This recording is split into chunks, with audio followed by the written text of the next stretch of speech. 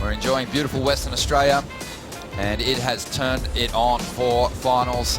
The quarterfinals are looking good. Great matchups established. Here's another big one. John Florence now with an opportunity with a victory here in WA. While we're at the break, he got things started in a pretty positive way, Mark. Yeah, well, we're waiting for this, weren't we? We're waiting to see what John would do. Has he still got that momentum that he carried the last time they competed, which was about a week ago now? Yes, he does. Just absolutely lit that wave up and dropped a massive score. He just looks at home. He just looks at home out here, that's for sure. A 9.27 for Florence on that opening ride, and Michel now looking for a response. A bigger set wave, just a set-up turn to get started. And now he throws his board on rail, tight arcing move, mixing it up with a little layback jam there.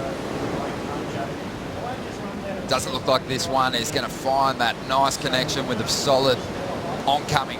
How good he is in tricky conditions. This is a tricky place to surf, and Michel Bourez knows that. He's won out here before.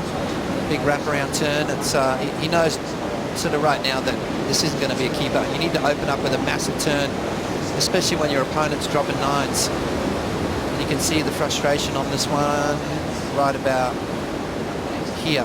Now when it's slid in behind the bowl, got a filthy, just perfect little barrel all the way along the top. When he came out to do that hack, there was huge ribs coming up the face. So watching him actually push through it, it was absolutely amazing to watch the rail work, and then the finish of it where he just laid into the extra part of it, then came into the rebound, then came to the inside for the extra finish as well. I mean, that's what true champions are made of right there. That was something that we haven't seen, you know, well, we've seen it from John, but we haven't really seen it from too many other guys in this event.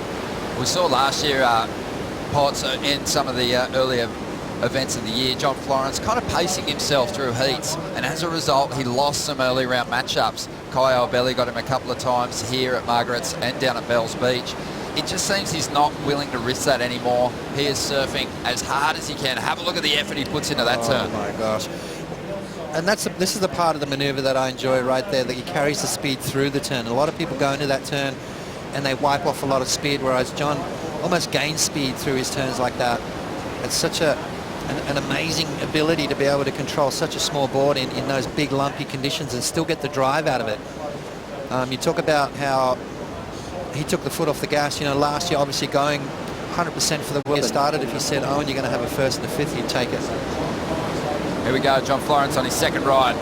Digs into that first turn, drawing the layback out, but maybe got his back foot swept away by the whitewater there, and an otherwise near perfect performance in this event so far. This turn, had he ridden out of it, oh my gosh, would have taken this wave.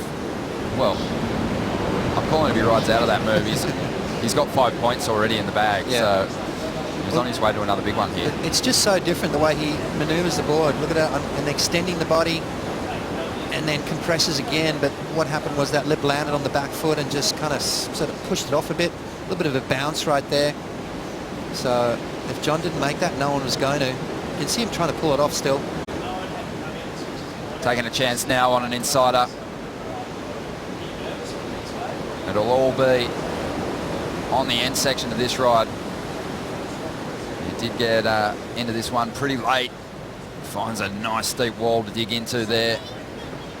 Still adding extras on the inside here. This wave is going shallow on the inside, but he commits, doesn't ride out of that last move, but be a reasonable backup now. Out the back, the biggest wave ridden of the morning. And Michel Bourez has a late takeoff. He's going to get caught behind here. And he froggies his way out of there. Knows he just needed to put another good score on the board, which he's done. Let's have a look at this one. Michel Bourez had priority, but John on the way back out decided to pull the trigger on this. Some nice, clean, smooth surfing. It's a smart competitor as well. Knows exactly what he's got to do. Knows he can manufacture a score out of an average wave. Didn't quite finish it off, but in the judge's eyes, enough to get a 617, Ronnie. And there's that combo situation we're talking about. Michel has to go back to the drawing board, wipe the slate clean. 17 minutes, needs 2 good waves. This is where the points came from. Yeah. These committed turns on the inside. Yeah, just over 17 minutes to go. It's really interesting. John Florence is going to be leaving Australia in a better position than he was last year in his title year. So just a very positive beginning to 2017 for Florence already. Improved on that quarterfinal finish. on the Gold Coast. You see Michel on the replay here. Oh, he was so close to getting an absolute cracker. A little bit too deep on that occasion. Kind of controlling this heat and having a look at another wave now. Trying to get rid of a 6.17. Dropping into this big, clean face. And just threaded that one right through to the barrel. Kind of got caught inside there.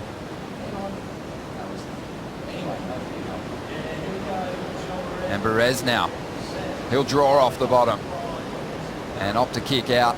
Couldn't see the potential down the line, but yeah, you kind of see it a lot actually in the free surfs. Yeah, it's probably everyone being super selective, but I didn't feel like there was that much opportunity out there at all. And then at, just right at the end of the heat, both myself and Owen, we weren't in the spot, but there was a few good ones, and then it was going to start to pulse, I think. And of course, John's opens with a 9, so. That 15 plus total that he's looking for is now a single ride. Here he goes, John up and running. Off the bottom, throwing some big efforts on those first turn options. Make sure he gets the completion on that move. And he's looking for something solid on the inside now to put it again out of reach for the Tahitian. He brings it through to the inside. That trademark layback jam for a moment. Sometimes I find that point of release, but I mean, watch here, you can see how he gets it all the way around. These next couple of turns is a perfect example. Right there, bang, he gives it that extra little kick at the end, but still comes out with speed. And again, just driving off those fins. I mean, he's obviously done a lot of hard work with Pazel, and it's working. Whatever they're doing, it's definitely working. In the tight pocket there, but he jams it. Most people would wipe off the speed, whereas he carries it through those really tight arcs. It's such a unique and different way to approach the wave, and obviously we're going to see another big score drop for him. Michel Bourez, this was his 7.0. Big man turn right there as he draws it all the way back around. You can see though how he lost speed through that turn, whereas John's not. I think it's a real critical position in this wave to find that power source, and John's connecting right with it. Well in front, and Michel Bourez now chasing a combination of 18.05 off the bottom on a good size wave here. Bourez, a high risk move. Lost the tail for a moment. He's on his way to a good score here. He might break combination again if he can get a big finish. Nice big rail turn, smooth arc there. And looking very aggressive. And threw it all into that last section, knowing he wasn't going to get the opportunity to bank off a left on that occasion. Able to ride out of it. Had he made that move, he would have put a 9 up against Florence, who was in great form. But on this wave, look at the size of this turn. Oh.